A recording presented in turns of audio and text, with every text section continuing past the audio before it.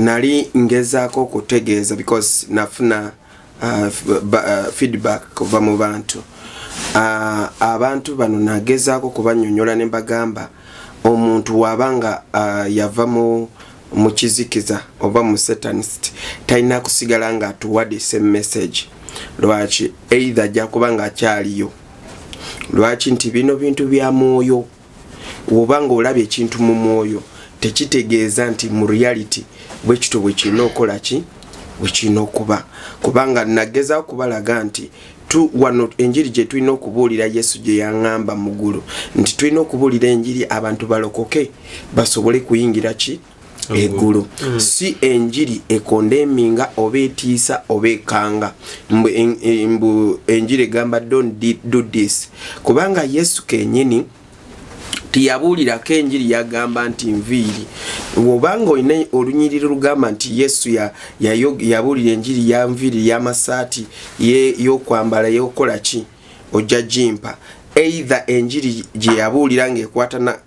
kwambala aba asomesa empisa nti omuntu mulokole mutuufu oweeyisa bwoti oyambala bwoti oyogera bwoti bwekityo bwe kiba. Naye si kujja ekintu kopi n'okikopinga mu magombe n'okireeta wano n'otandika kitiisa abantu. Waliwo omuwala wange Saudi eyo babadde bakamuba miliyoni 1.8 nga buli kitambo kya jjajja ng'asasula miliyoni, kitambo kya maama ng'asasulayo, naye nga bitambo tebivaawo byamugamba agenda abijjawo. Nabbi wa bulimba. Yes, so omwana yankubira ng'akaaba ngamba pastor nze bangambye ate nyongereyo 5 ndaba sente zange nziteekayo bitambo tebigenda. Nga naye sitaani golowooza ayagalayo, golowooza kumusuula bakwata bagamba bakomandinga bukamandinga sitaani wangi mu Lucifer wangi genda mu kizikiza. Omanyi olutalo lwali awo. Anti kati kyengeza kugamba nti bino bintu si byagamba nti sitaani akolera ki. Kinakugambye nti obujemu bwaliwo edda n'okusukuluma Bible kyemanyi. Omwana ampa example nti sitaani alinga bolaba RP asiba abasibe eri mu komera. Kati alina mukama we government gwakolera. Kuwaffe tukola ekibitu batusobeza Katonda si sitaani. Simayogeza kufuna omuntu ekiyambuuza. Nkitegeera. Yes. Ekyo kiri very light kukyabuuza. Kiri light. Kubanga sitaani yakola olukwe. Nafuna amalala kubanga sitaani yali muyimbi. Nga bwayimba eggulu lyonna liwulira. Okitegeera. Eggulu lyetwogerako lino ye tuyita upper room, upper place, upper. Kati kiri kyenzize mbadde njagala kunyonyola nti Katonda nga tanatonda eggulu phase 2 ne phase 1 yali mu upper room eri third heaven gye tuyita yatonda process by limu. Yes. Eri gye babeeranga ne bamalayika gye bakolanga ki gye basookera eyo ebitonde gye yabitondera bamalayika biki byonna ng'egye ya designinga eyo nyumba ya kitaffe eyo gyebeera eyo wabeera Namulondo. Okitegeera. Ne Lucifer mweyo upper room yalina obusobozi kubanga Katonda yamukola nga musinza nga mutendereza ye buli yakola nga malobozi gamuvaamu oba mu mbuto. Yes. Ate buli bwasinza nga kitiibwa kya Katonda kikola ki kivuna. Yali asobola n'okumanya ebiribaawo mu maaso. Kati kankubuulire Katonda ya designinga Lucifer nga mwesiga nga kitonde nga bamalayika nga manyi mu bamalayika basinga kyokka mu ebyo bintu byennyini bya designinga instruments ez'okusinza byalinga byakulwanyisa. Teyakisuubira nti ali waganyala. Yes, yali takisuubira. Entandiko baba mukozi tabonaabona. Ate lwaki tobona? Ate osobola obeera mu kisigiza notabonaabona. Ate wabaawo bakusinga ranka. Badde mayokolero oyo afugayo. Bagambye alina ekisa. Bagambye yasaasira. Togamba atulugunya n'abamukolera. Yes. Kati sitaani bw'abanga ayagala kulya ng'ayagala kulya musaayi kati mission yaganye mu batuukirivu basindise mu batuukirivu mission ekoze eki eganye kati goloza nalyawa alya mubabe. Export TV to the world.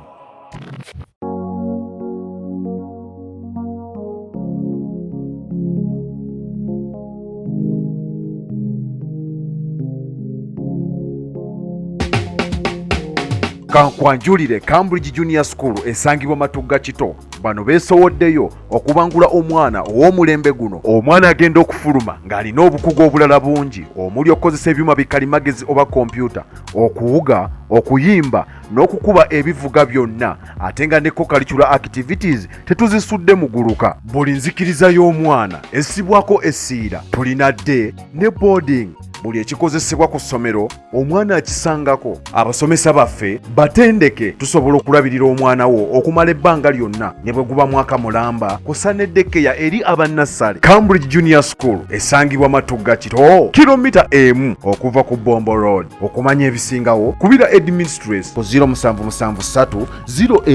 011412 oba kubira director ku 0752 52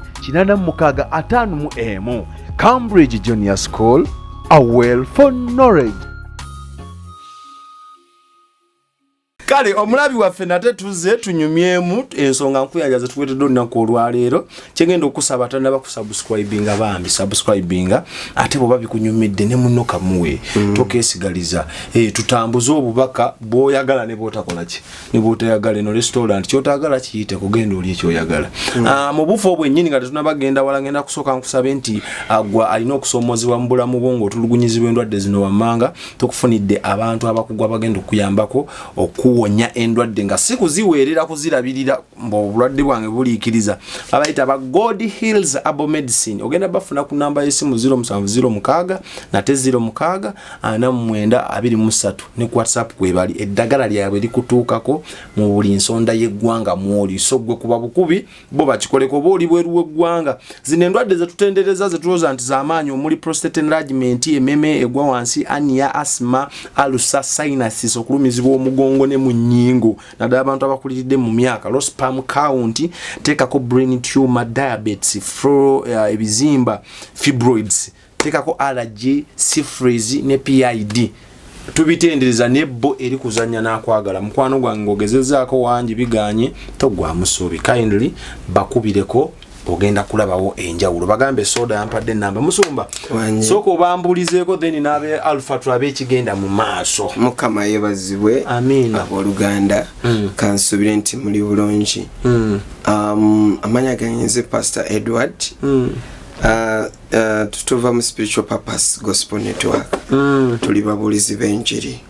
Njagala kwebaza Mukama ku lwa charity ya juzi. Nebaza Mukama ku batuwagidde abasobodde bagamba Pastor Foundation tugenda giwagira. Foundation yaffe twagitandika bagiyita Charity Africa Foundation. Mwe tuyambira abanaku, abaavu, bamulekwa n'abanamwandu. Twasanga mu Eastern eyo nga waliwo ebitundu biri bubi nnyo nga masomero gali mu mailo nga 2-3 nga bana tebasoma. Ngate nga tugenda kusanga nga banamwandu abamulekwa balinga 30-40. So ne tusalawo ne tutandika obusomero obwo essomero eryo amasomero ago nga kuyamba abaana abo abali mu bitundu ebyo. Abaana tebalina mmere, tebalina byokulya, we tuli tupangisa buyumba, oluusi tebulina na toyi, tebulina n'ekiyungu, babagala kulya kawunga n'abasomesa akola ki kubasasula. So tulina ebintu bingi bye tukola, projects ziri nnene, gali masomero 2. So Mukama batuweera omukisa obanga osobola kuyimirira ku projects zino eza Spiritual Purpose tubulire enjiri ffenna. Mukama banjagalire enamba y'okusabirwako kanjiweeyo nga bwe tugenda mu kintu kirala eri 0746182241. Eyo enamba yennyini gy'okubirako ng'oyagala kumbuuza ebintu bingi waliwo abantu baneebuuzizaako ebintu bingi nga ono kasooka addema yanjule kubanga ebintu abaana bana be babalimba bababbye ennyo waliwo omuwala wange Saudi eyo babadde bakamuba $1,800,000 nga buli kitambo kya jjajja ng'asasula miliyoni, kitambo kya maama ng'asasulayo, naye nga bitambo tebivaawo byamugamba agenda abijjawo biwa bulimba. Yes, so omwana yankubira ng'akaaba ngamba pastor nze bangambye ate nyongereyo 5 ndaba sente zange ziteekayo bitambo tebigenda. So mukama banjagalire namba eyo yessimu eba okuyamba everyone. You can ask anything. Osobola ko I give you time nituogera noyambibwa mu nsi y'omwoyo ate nosumululwa nga sikusabe yadde n'ekikoini n'ekyo nekimu naye tuli wano kuweereza mukama bampeera omukisa. Kale nga tetunabatandikira kankujjukize gwe wenna tulaba abatufollowing ababeera mu comment section abakulirwa CEO mwana oli mukisa Flavia ekintu kino n'engeri gy'okitaddemu ebirungo mbu CEO wakuno ngobye bumale akozesa obugambo bwange mbu nange CEO ngobye bumale. Kale ababeerako n'abantu baagala nnyo naye ngenda kujjukiza gwe alina omukolo oteekateeka buli kika kya mukolo gubindabinda oyagala kamera ennungi ebifaananyi ebirungi ne videos ennungi gutuwa omukolo gwo gutwesigise tukuweerese ekitiibwa ku noti 770 teekako 944266 neyo Airtel weeri namba weeziri awo oba oli ludda watusobola okunoonyaayo buli wamu aba Alpha Media Production omukolo gwo ne gubeera so fantastic. Musumba wanji onaku olwaleero twagala tukubirako tochi mu nsi etalabika ensi y'ekizikiza gye tuwulira obuwulizi tandikira wennyini awo. Ombuziza ekibuuzo ekyo abantu bangi ba ex-satanists bazze nga boogera bigambo bingi okuva Magombe n'okuva mu kizikiza bantu bangi n'ekirala ngenda kukola clarification nga 3 ku nviiri ku message ya nviiri. Nali ngezaako okutegeeza because nafuna feedback kuva mu bantu abantu bano nagezaako kubanyonyola ne bagamba omuntu wabanga yava mu kizikiza oba mu satanist talina kusigala nga atuwadde same message. Lwaki either jakubanga akyaliyo lwaki nti bino bintu bya mwoyo wobanga olabye ekintu mu mwoyo tekitegeeza nti mu reality bwe kito bwe kino okola ki bwe kino okuba kubanga nageza okubalaga nti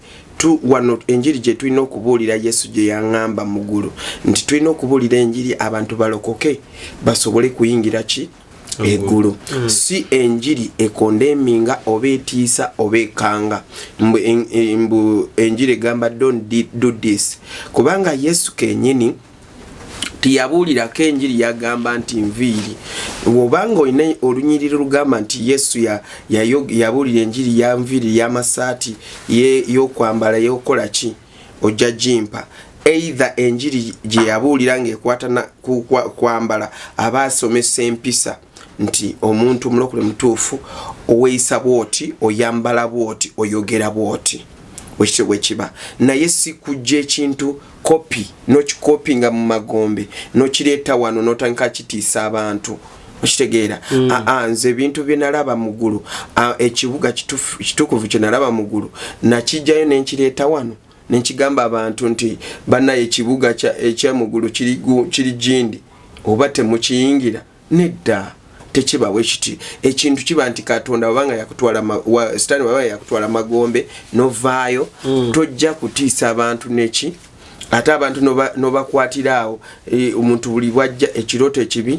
nalose ekirooto ekibi mbekyo kya $5,000 nalose kino nti kino kya $1,000,000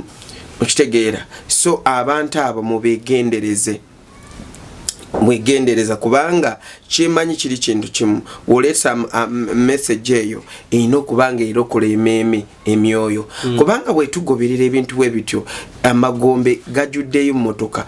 waliwo ekibuga kyabula kiriyo motoka zonna kiriyo buses zonna kiriyo kwegamba buli muntu buli kintu kyonna kirungi kikoze eki je kiri kati kiba kitegeeza nti nawe business yo ebintu byo byonna biva magombe kati biveemu okitegeera kiba kitegeeza nti ne motoka jovuga oba oli mukulemesa abantu kuvuga motoka kubanga zivaawa kubanga abantu bonna bazikola si balokole bavaaki magombe so eyo njiri njikondeminga kubanga nkimanyi abantu kitufu bagenda ne bakola ne bagenda magombe sitani abatwalayo ate kitufu bitufu ne bakolerera sitani okitegeera so we bavaayo abamusi bonna ba ex-satanists bona bolabi waliwo ate bo bakyali commission nga yayimirira ku TV ye oba katutike oba ku YouTube ye n'abanyumiza kumba ali mukubayola kubatwala mugenda kwesanga nga mwena akugambye manya toyambala sawa okitegeera kati ate nga waliwo sawa ya devil agent waliwo joguze mu dduuka ojja kwesanga buli wakyogera nogamba kati ojja kutanga gamba Yesu kitufu sambala sawa Yesu kitufu sikola kino Yesu era sitani yagenda kudamu nagamba tobyambala si Yesu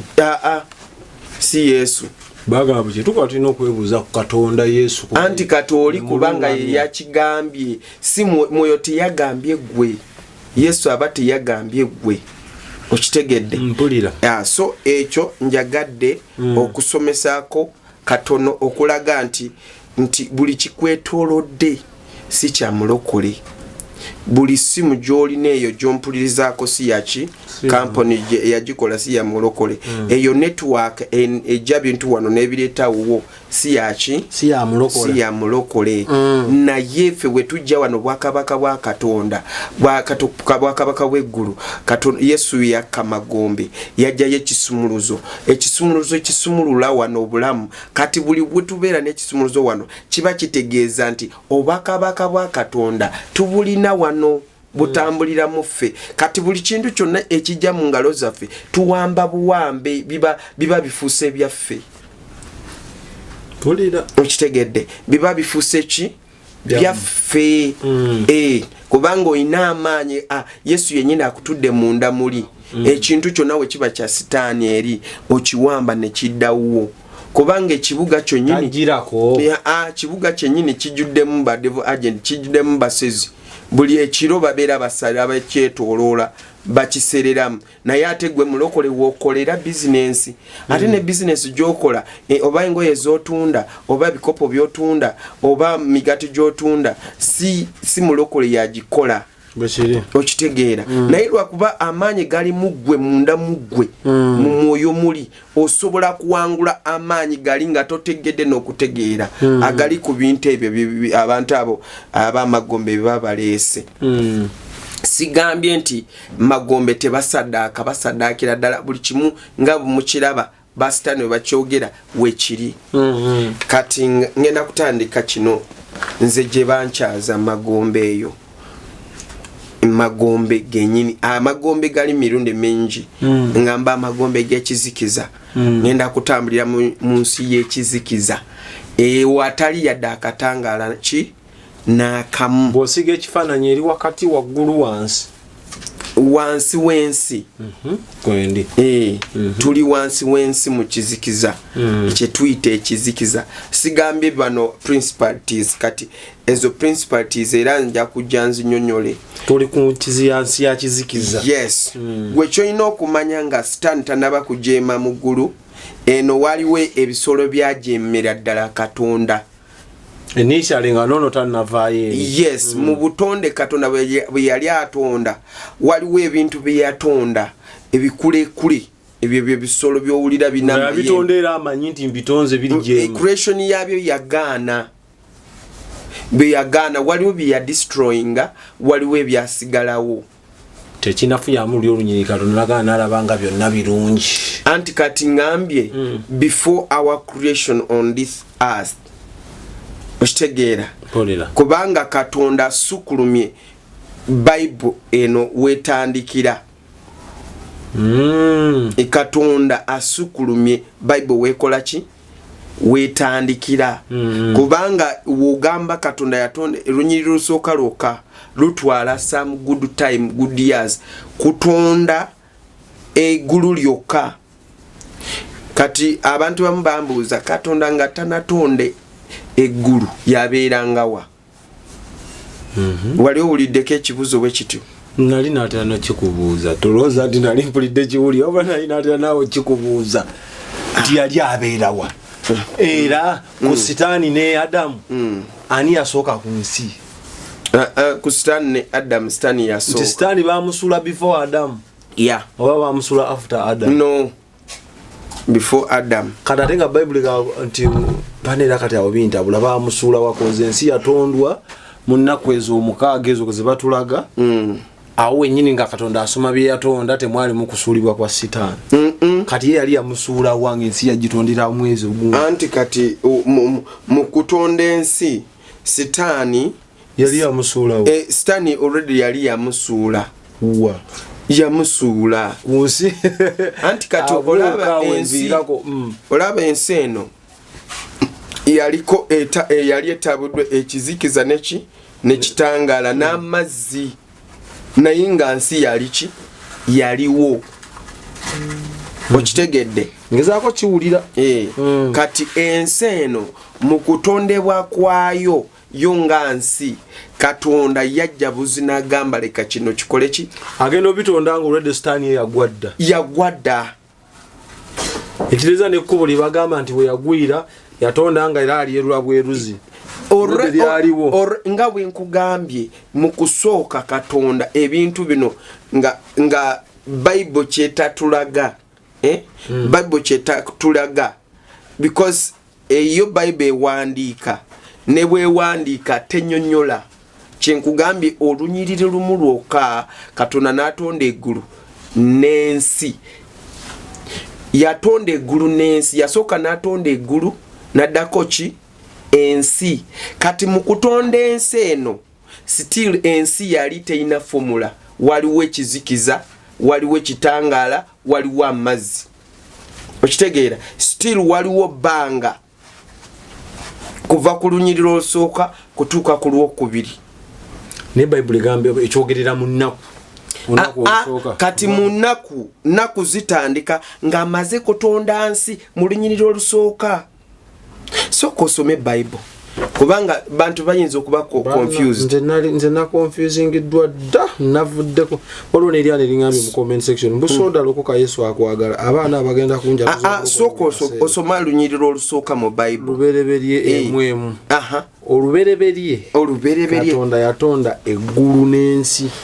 eggulu naki n'ensi kati ate abantu bagenda kutegeera nti Katonda atonze ensi manye ensi okutondawo ebintu bo bamanyi nti eno gye yatondera ebimera n'atonda ebintu ebirala kwe bategeera nti yatonda ki ensi naye ensi bagitonda wano formed yali nga teina formula ontegedde yasooka n'atonda eggulu n'ensi kati n'asooka n'atereeza eggulu before nga tanaba kutereeza ki ensi otegedde mpulira tuli mu Bible kati olunaku chapter 2 egambye eti ensi yali njereere nga yeetabudde n'ekizikiza kyali kungulu ku buziba omwoyo gwa Katonda ne gumaamira kungulu ku mazzi kati olunaku olusooka yatonda ki verse 3 Nyate wano nabo bandekisebwe kuuli ne wano nakestategedde. Anti nage kigamba nti ensi yali yetabudde. Kitegeza buli kimu kyali mixed. Nga kyegasse. Kati ate ngamba omwoyo gwa Katonda gumaamira ku ngulu ku mazzi atolodde gali maawuli nga ate wano bangaye buli kimu kyali yetabudde anyway awo kanveewo olwokusatu. Katonda n'ayogera nti wabeewo obutangaavu ne wabaawo obutangaavu. Katonda n'alaba nga kirungi Katonda n'ayawula wakati w'obutangaavu n'ekizikiza. Katonda obutangavu n'abuyita emisana n'ekizikiza n'akiyita ekiro. Kataawo tetunatuuka nti olunaku lusooka yatonda kino okitegedde just akyatereeza ensi. Okitegeera eno topic njagireeta lumu tugende ku kizikiza. Tugende ku kizikiza anti kati kiri kyembadde njagala kujjayo. Mbadde njagala kijjayo nti people are so confused. Omuntu atamanyi Bible oba atalina kubikulirwa kuli kwa munda talina kyasobola kutegeera eri Katonda. Okitegeera naye nga wosoma lunyiriri olina olubikulirwa n'olugjayo amakulu gaalwo kyegategeeza. Katino bwe twali nga tukyali nga nkyali mu kukyalira eggulu ebiseera ebyo kubanga lulina abawa saidi y'eggulu era tetugimalanga. Kati twavaayo nga bwe nabanyumiza wano twali tutambula ne Mikairi ne Yesu nga nembanyumiza ku lubuto lwa Musota. Kati twatambulanga nga tukyala mu bifo ebyo ebyekizi byamagombe byemuyita byamagombe. Mission yali yakyo kubikulambuza kubanga mba nina okutegeera nti missionary nti okutegeera nti waliwo sitaani gyali n'ebintu bye n'abantu abasibibwa bakoze eki gye bali. Kubanga ninaina abantu benasanga nga basibibwa naye nga bali wano ku nsi ate nga mbamanyi kubanga eno yo yali message si ya bonna n'abatuukirira nga bo. Nengamba gundi nakulaba magombe bali bakusibidde mu kitundu wekiti okitegeera. Kati eyo yali message nga y'omwomu naye no message nga gye nalaba general mba ndabira ddala. Kati twava mu kifo ekyo kyennyini kyengamba woyina okwerwanako kubanga abalamu bamu memeza mwe bazisibira mu bifo ebirabikwako basobole ku monitoringa. Then eno bwe twayingira mu kuzimu okuzimu kwe bayita ensi y'ekizikiza. Okitegeera yebeere kutte black yennyini nga toyina kyosobola kulaba. Kakati ffe abayinako ekitangala katuguba ng'oli kitangala nga Bible wegamba ng'owafuna ekitangala bw'oba mu kizikizo oba oyaka kitegeeza olabwa. Yes gwoba olaba nawe oba olaba ekitangala kibeera kuggwe naye jukira spiritually oba olaba yadde mu kizikiza oba osobola kutegeera. Okitegeera ate eri mu nsi y'ekizikiza bamalayika we bayimiridde waaka. Okitegeera waaka nga musobola n'okulaba emizimu nga kyakira ddala kubanga gundi Mikairi asobola kukola bwati tochi nga mwina kye mwagala kulaba ne mulaba emayiro n'emayiro ekigenda mu maaso. Okitegeera kubanga n'ekizikiza kyonna kyekanga kikankana. Okitegeera Yesu wabanga asse era bwe twatuuka waliwo okukankana nga misinde giri eri okuwoloma kuli eri waliwo ekituuka. Kati mu kutuuka awo bwe twatuuka twasanga nga waliwo enjegere nga bwolaba enjegere empanvu si bujegere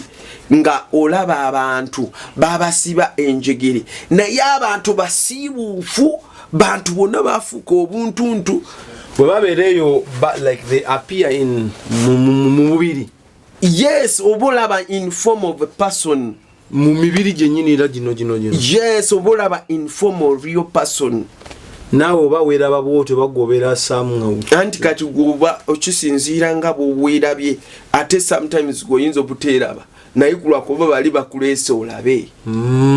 So ekitegeeza ababa kisobokera ddala emibiri bwe tugiteeka mu ttaka mugeyeena gisobola okubaayo mu kizikiza. Mugeyeena mu kizikiza oba ogenze mwoyo gwe guba gugenze oba mmemme eyo eba egenzeeyo. Okitegeera ate mmemme eyo kasitegenda mu kizikiza oli likely kubeera trapped somewhere. Okitegeera kyova olaba nti mmemme webeera mu kizikiza nti osobola kufiira ku nyanja mwoyo gwe ne gubeera trapped ku nyanja kubanga mmemme bagisibirawa mu kizikiza obyawule kizikiza sitaani waba atwala obusobozi bw'ayina ayina obusobozi bwa meemi talina obusobozi bwaki obw'omwoyo omwoyo kintu kigumu nnyo kukitta atwala meemi naye ate Katonda ayina obusobozi obute omwoyo emyoyo agitta bw'abanga yasazeewo webanga ekikolwa kyokoze ne sitaani kimusukulumyeko sitaani eriyo bimusuka na omuntu asokola ekibiina sitaani n'ati kati omuntu w'ota abantu nga 100 sitaani kimusukulumako agamba oyo mannayi nga yatta n'abasinga eyo figa ali ani sitaani ate ye sitaani ye muntu alina n'ekibi kyatya sitaani nti ono musumba Edward aterera nsinze nkugambye waliwo ebintu ebisolo ebiri evil n'okusinga sitaani kanaawe kubanga once sitaani yaliko mu ggulu ng'ali Lucifer ate ebyo byasooka ddaki ku nsi wano kireza omuntu asobola okukola sitaani naye n'agamba ekyo leero si kyange omukulu ansiseeko kati waliwo ekisolo sitaani bwe bamusula ku nyanja kye yasangawo kati mbuuza kyali kivuddewa simanyi naye musumba era bannanze simanyi kati bino bya buziba okujjako ab'obuziba byokka bwe basobola bitegeera era nja kuzza otuzeeyo ebuziba koze buzibe eri ebibuuzo bingi bye twetaaga otutegeera kakati ensi y'ekizikiza waliwo mu kizikiza ate nga waliwo ekinnya ate kiri mayiro ne mayiro ate kyaki kati singa gwe oba osuuse sitaani nga asuuse kusibira wano nga kyasuuseeko nga misambo oba ba agent oba afugira mu kizikiza eyo kimusuuseeko oyitawo buyisi mu kinnya ekyo n'owolomera paka wanzeeyo musumba bwe nkola ekibimba nsobezza Katonda Katonda aba alina okumbonereza right ani asibira abantu eyo mu geyeena sitaani Katonda anti kati buli wookola ekibi oba ofuuse wa sitaani Katonda nambonereza nga nteka mu geyeena kati yaba takyakulinako obusobozi sitaani yabaako bukulina omwana yangamba okimanyi sitaani aka mukozi wa Katonda kuba Katonda babonereza sitaani yabaleetera ebibi ate nga naye sitaani golowooza ayagalayo golowooza kumusuula bakwata bagamba bakomandinga bukamaniza sitaani wangi mu Lucifer wangi genda mu kizikiza omanyi olutalo lwali awo anti kati kyengeza kugamba nti bino bintu si byagamba nti sitaani akolera ki kinakugambye nti obujeemu bwaliwo edda n'okusukuluma Bible kyemanyi omwana ampa example nti sitaani alinga bolaba RP asiba abasibe eri mu komera kati alina mukama we government gwakolera kuwaffe tukola ekibi tuba tusobeza Katonda si sitaani simayogeza kufuna omuntu ekiyambuuza nkitegeera yes. Ekyo kiri very light kukyabuuza kiri light kubanga sitaani yakola olukwe nafuna amalala kubanga sitaani yali muyimbi nga bwayimba eggulu lyonna liwulira okitegeera eggulu lyetwogerako lino yetuyita upper room upper place upper kati kiri kyenzize mbadde njagala kunyonyola nti Katonda nga tanatonda eggulu phase 2 ne phase 1 yali mu upper room eri third heaven gyetuyita yatonda process by limu kulimu yes eri gye babeeranga ne bamalayika gye bakolanga ki gye basookera eyo ebitonde gye yabitondera bamalayika biki byonna ng'egi ya designinga eyo nyumba ya kitaffe eyo gyebeera eyo ewabeera Namulondo okitegeera ne Lucifer mweyo upper room yalina obusobozi kubanga Katonda yamukola nga musinza nga mutendereza ye buli yakola nga amalobozi gamuvaamu oba mu mbuto yes ate buli wasinza nga kitiba kya Katonda kikola ki kivuna yali asobola n'okumanya ebiribaawo mu maaso. Kati kankubulire Katonda ya designinga Lucifer nga mwesiga nga kitonde nga bamalayika nga manyi mu bamalayika basinga choka mwebyo bintu byennyini bya designinga mu instruments ezokusinza byalinga byakulwanyisa teyakisuubira nti ali wayiganyala. Yes yali takisuubira entandiko Katonda entandiko era yenkomerera anti kati yali takisuubira nti ajja kumera malala. Okitegeera kiringa ng'omuntu naawe oba muzadde nga tosuubira nti mwana we ajja kwonooneka. Waliwo ayagaliza mwana we kwonooneka? Aha tewali. Olabirawo nga ogwana gufuuse gubbi ogwana gufuuse gutemu. Okitegeera so kati wekyo wekyali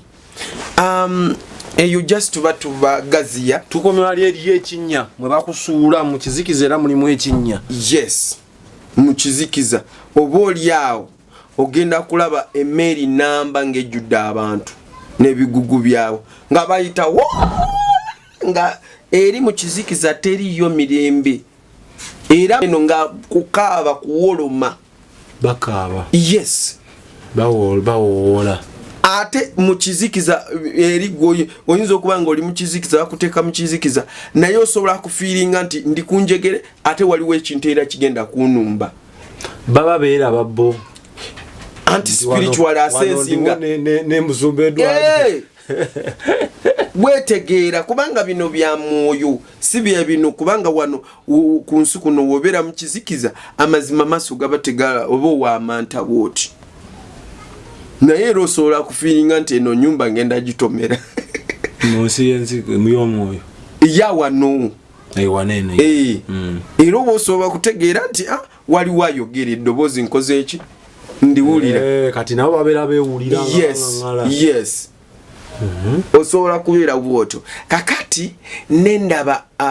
abamalayika abamu nga bakozi b'emirimu nga gwebanga bakwatira mu kizikiza nga waliwo enjiriba eri ziri kofuru zeeri amini gundi zeeri oba tuziyite ki zaba police oba zino bazita empingo zeeri tebazigamba bugambi mbu tewali anozireeta mbaleeta kuseeko azo zijja zokka zereeta bwere kusinziira ku level gye balina okusibirako nga zo zereeta bweresi nezikusiba ate obanga oli bakusibidde ku kikondo wotu bogenda kubeera ku kikondo myaka n'emyaka mpulira ng'oliawo ku kikondo nga meme yebeere wolomerawo ku kikondo we wajjayo nga gino emisambwa giri stable ne gikukubamu emiggo babeera ku bibonerezo nali manye ebibonerezo bigenda kujja ku nkomerero obadde ki omuntu bw'ofa akola bibonerezo otandikirawo ku kirozaako nali manye omusango Katonda okusinza bye tusoma nti ali gutusalira ku olwo ng'akumyewo. Kankubuulire omusango gw'oyogera ogwo nagwo omusango weeguli nga kooti ya wano weetuula kooti yeri weekola ki bwetuula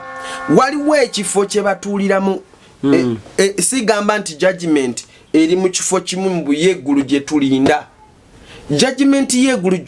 Bible gyeyogerako eyo yeekwatako n'omulokole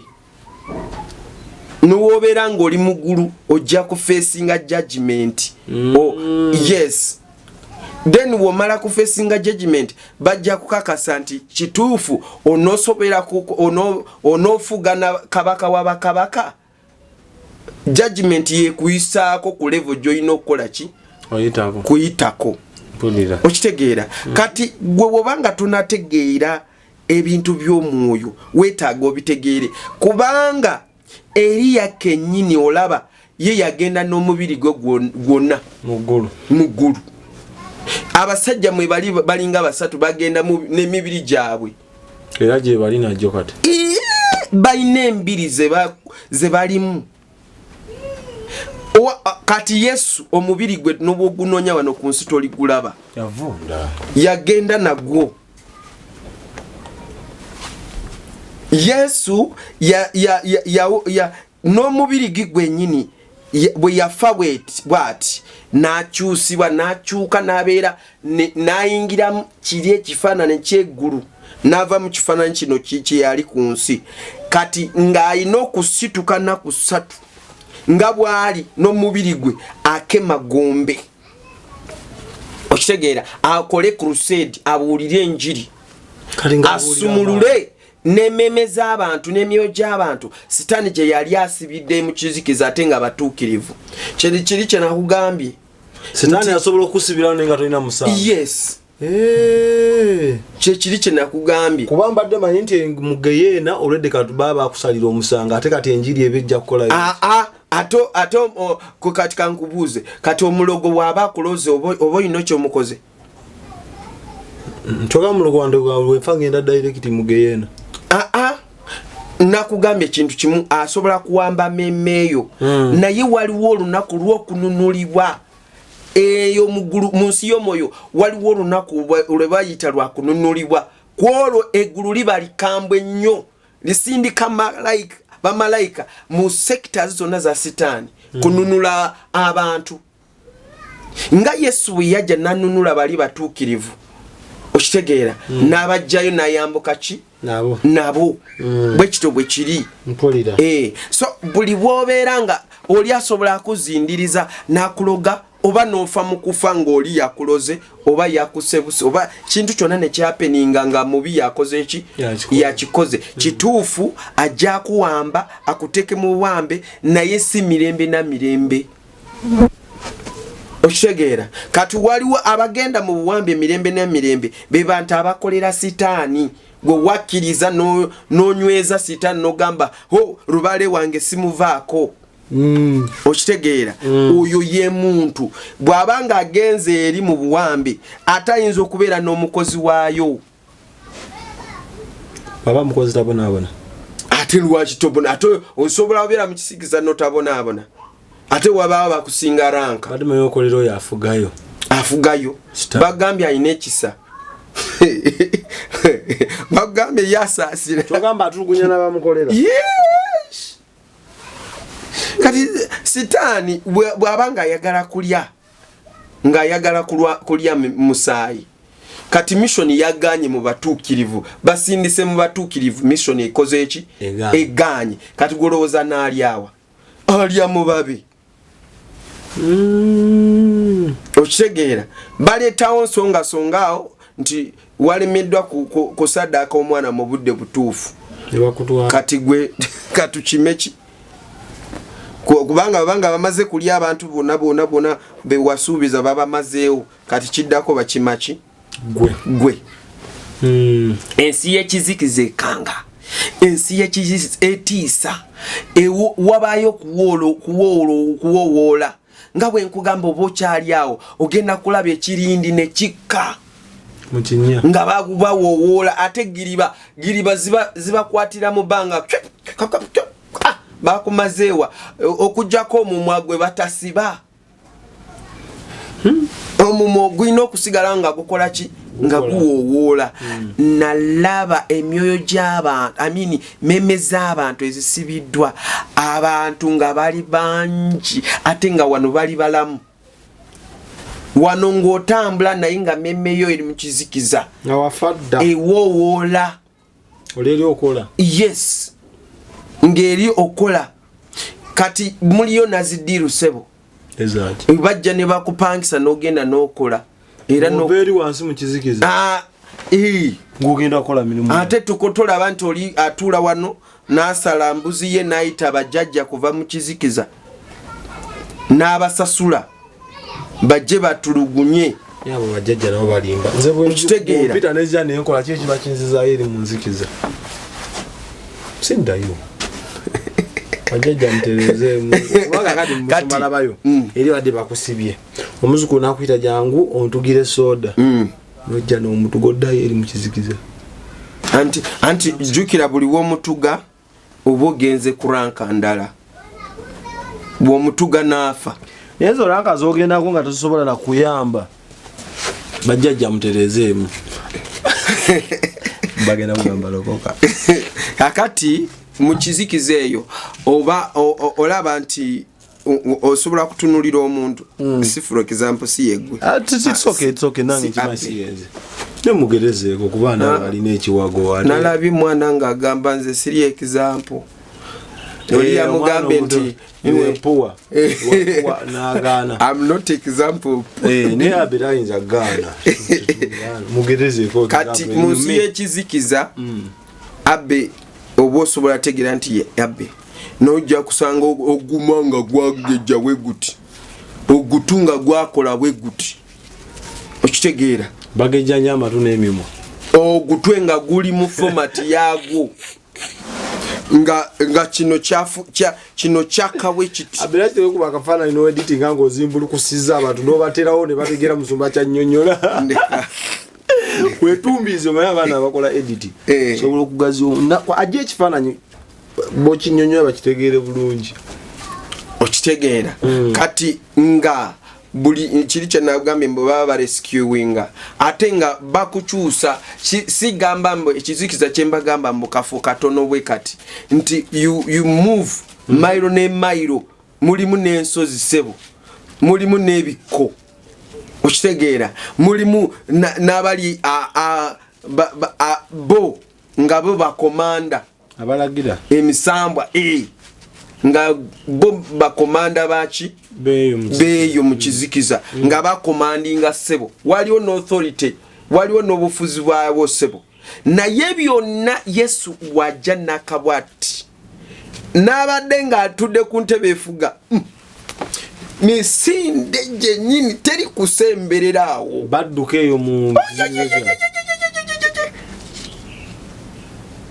teri kitangaala ekyetaagisa eri era bwe mwaka bwe muti ajajajajajajaja wetwakira kati nga olaba obuntu bulinga budduka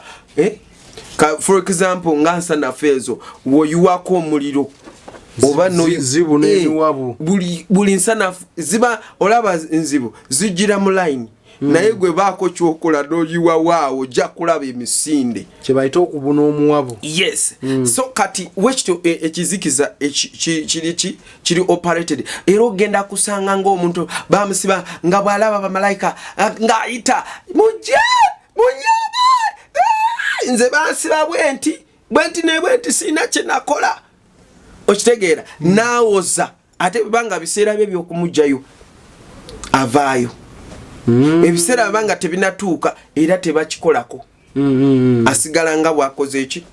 nga bwali ekizikiza kikanga kitiisa bw'obeera mu kizikiza bw'otegeera nti omuntu ng'omuntu kati ngaffe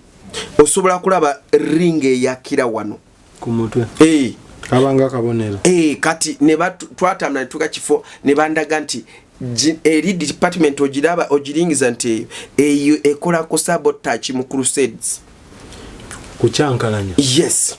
okucyankalanya oba okusindika enkuba oba kusindika ki nesitani asolo sindika enkuba nali manye enkuba ya Katonda era nga tuyimba n'obuyimba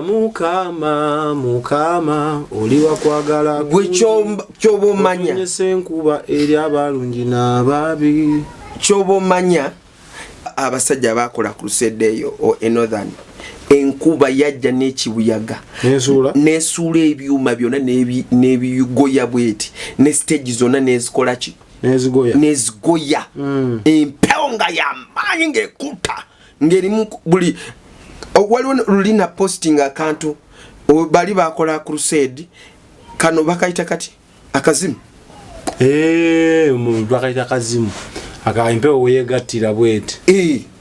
nejjuze akazimu oyo ya happeninga mu nyanja gye bayita Nalubaale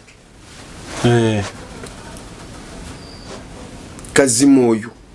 okitegeera kati kazimu avamu emisota gibeera magombe egyo giba mikamba ate gyo tegisaaga gibeera bagiyita destroyer pulira gyo emizimu egyo gyolaba nga mikambwe bagitumye ku mission impossible yes kati buli wakola mission nga si impossible nekibonerezo magombe bakimwongera sabotage kati ne bangamba ezo sabotage o eyo sector eyo yerwanagana ne crusades kubanga crusades zikuba owengula zibonyabonya nnyo sitaani zibonyabonya nnyo emizimu yaziterawo gundi namba department nkambwe nnyo tesaaga ngezi nnyo njiya eyo department bw'anaaba nga yayiyiza jo ne kagaana enkyagenda kuyiya kalala ng'asindika so we batyo we bakola tebatuula nkugambye olaba ffe wano twebaka Magombe tegeebaka tewali misana eno ensi y'ekizikiza tewali musana tewali ekiro bakola 24/7 yes teri kusaaga okitegeera nendaba nga ogera n'olaba nga family namba yonna bagikwata eri Magombe nga family namba temuli okugamba nti ate family mu baana mbo baana bakoze eki baba kusonyiye nedda nga bagikute yonna eriki eri Magombe nosanga nga omuntu yena yageja bwati nga ali Magombe kinene bwe kiti munsi y'omwoyo okitegeera lwaki nti waliwo ekiseera kituka nga Magombe nga gayuguma kati mu kuyuguma okwo kubeeramu effect mu memezo eziba oba mizimu egyo giba giri eyo oba misambwa mubaamu effect kati mu effect ojja kulya nga bagamba oyo effect y'eggulu eyamukuba ekyo kintu ekyo nga gwazimba guliwo gutu okitegeera kati ojja kwesanga ne tutwala mu kifo ng'osanga general gwe bayita general nga gukere gunene gwenka n'ennyumba eno ng'okola mulimu ki gwe gukomandinga ekyo kitundu ekyo naye ogwo gutuddeke emizimu miliyoni ne miliyoni z'emizimu nga ze zaakola ekintu ekyo bwe kityo kifaanana nga kikere just mbawa example Magombe waliwo ebintu ebitiisa osanga nga gusota gunakonda nga gwe gukola transport yebitiisa ebyo sisobola gamba nti kati mbimanyiridde of course gye biri nembimanyira nenguma nembeerayo nga kawagga atakangibwa atatiisa ng'oli ku mission ki nga ndiyo jesi bansibirayo kuba kakati ogambye ebeerayo ebitiisa sisobola tukeesera nembimanyira nenfuuka kitwa ogguba nembeerayo nga ndi musibe naye nga akakere ne bwe kajaga watojja kunzita bafiirayo gwokubiri bantu bafa gwokubiri era kasita singa bakwata memeyo ne bagisibirayo oba omuntu yenna bw'akola eddogo mukola eddogo abamaze kuwamba memeyo era kasita eddogo eryo likutta wano ku nsi eba successful y'amaanyi ngamba olwedde nafa ndi eyo mu kisi ekizikiza nga wafa nsobola okuddamu era nenfa ogwokubiri gwokubiri weguli gunatuuka waliyo just bibonyoobonyo tisobola bigumira nenfuka kitwogguba anti era kati bibonyoobonyo kati bagambye nti buli muntu mbabeerayo mirembe waliyo kibonyo buli kaseera kyenkugambye nti ojja kusanga abe bamukuba kino kigunu ne kifuuka bwe kiti naye waali abe nolokoka okitegeera kakati Amagombe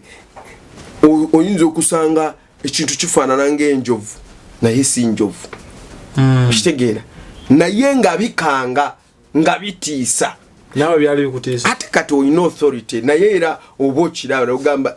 presence oba okola ki osobola giraba okitegeera kati ekinnya ekyo kyenkugambye kisukuluma kusinziira kati gwe bakutadde mu bunya ate ne baddamu ne bakuteeka mu komera ne bakusuulira eyo mu gunya ogwo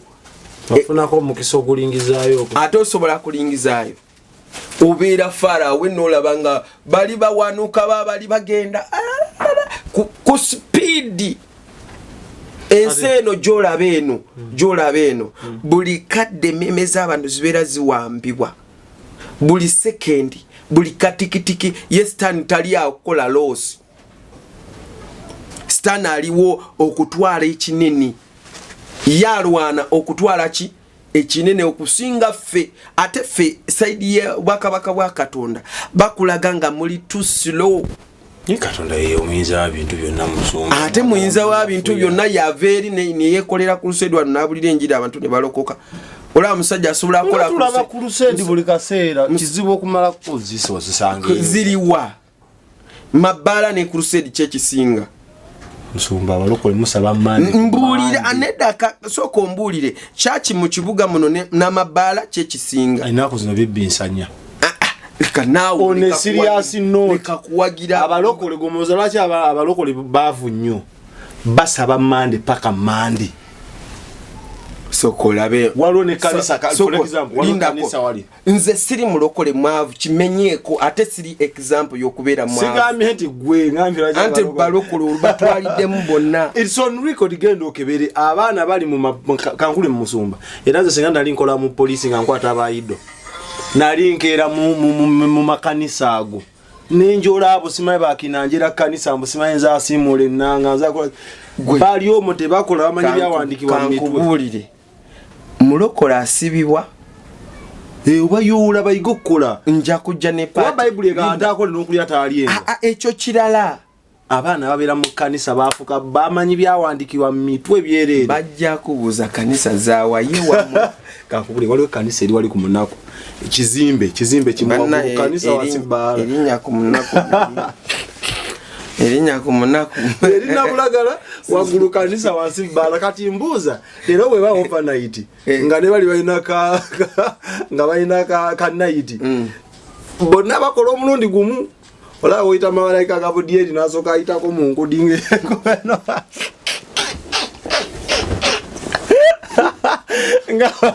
nga bali eno mubala bakuba yasoza dididi nga muli eno tumutende wala malaika watu kanga gulwa lwo nyo vibe nasoka kabaka Musumba, how can you defend that? Once kanisa global mbadde ncha kunyumiza mbadde ncha kutwala mu bubundo nze sikunyumiza kyange tokiwulidde wakanze sinyumiza tata onyumiza ziramu nze buli kyenkuletera nomanja ansa kozi kyanta ekyo nakyogerako dda eyo mu topic ndala Musumba nti lero kiddemu kale nerabira anti kati kyengeza okugamba kiri waggulu bbaala wansi kanisa anti kati obuzibu oba kanisa eri waggulu bbaala eri wansi obuzibu obuliwo bbaala ne kanisa tebikwatagana anti bali wamu kubanga musiramu n'embizi tebikwatagana ola wotandika mukama sumulula emyoyo omwana nakuba waggulu yasuza zina Musumba atandika mpola nedda the thing is they are in the wrong place and of course ngabo chogedde they are in wrong place omwana ngamba Gabriel abulira they may be right people but they are in wrong place abe ngamba Gabriel abulira abaze kola kuba wansi nasanga aba ate no kankubulire nga Katonda ye yabasindikako ebbaala eyo ibategenda ku ate balokoke Musumba eri ebbaala ekola ate balokoka anti kati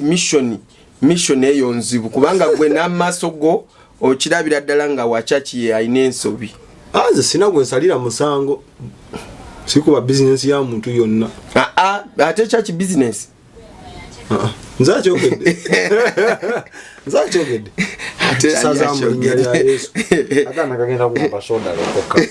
kakati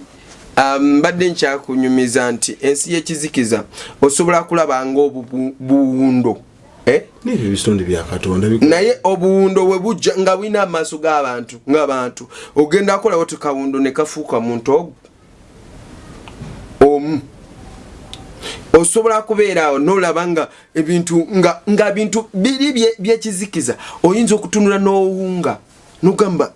bino nabyo weebiri kyova olaba Katonda ebintu bimu ebyakwekebwa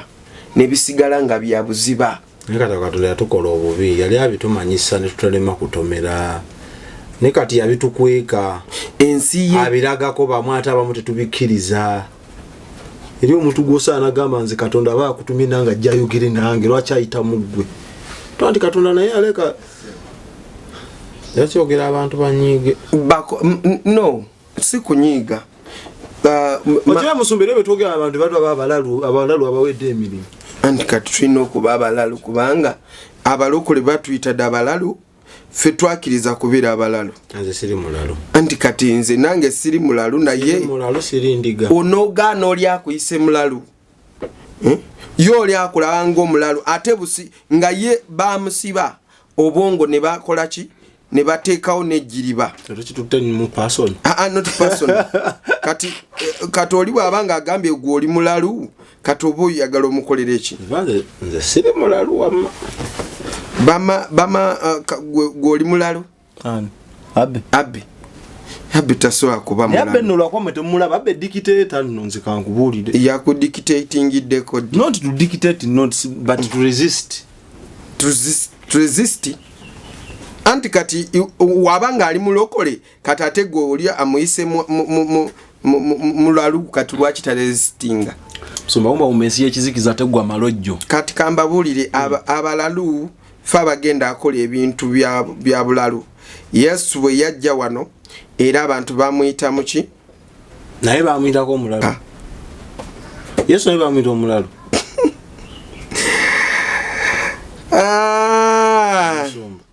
Yesu naye bamuyita omulalu